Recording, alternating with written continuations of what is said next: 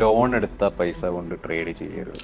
Trading തുടങ്ങുന്ന ഒരു സമയത്ത് നമുക്ക് പ്രോഫിറ്റും ഉണ്ടാകും, ലോസും ഉണ്ടാവും. നമ്മൾ ചെറിയ ചെറിയ പ്രോഫിറ്റുകൾ കാണും, വലിയ വലിയ ലോസുകൾ കാണും. ചിലർ ചെറിയ ചെറിയ ലോസുകൾ കാണുമ്പോൾ തന്നെ പണി നിർത്തി പോകും. പക്ഷേ നമ്മൾ പലരും ക്വിറ്റ് ചെയ്യാതെ അതിനകത്തിൽ തന്നെ സ്റ്റിക്കും ചെയ്ത് നിൽക്കും. ഒരു കോൺഫിഡൻസ് നമുക്ക് ബിൽഡാവും.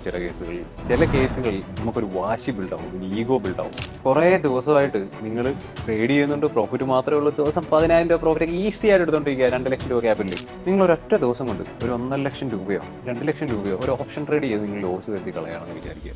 നിങ്ങളത് മെന്റലി ഭയങ്കര ബാധിക്കും. നിങ്ങൾ അവിടെ നിൽക്കുമ്പോൾ നിങ്ങൾ ആദ്യം ആലോചിക്കുന്നത് 10 പകരം 50 ഉണ്ടാകും.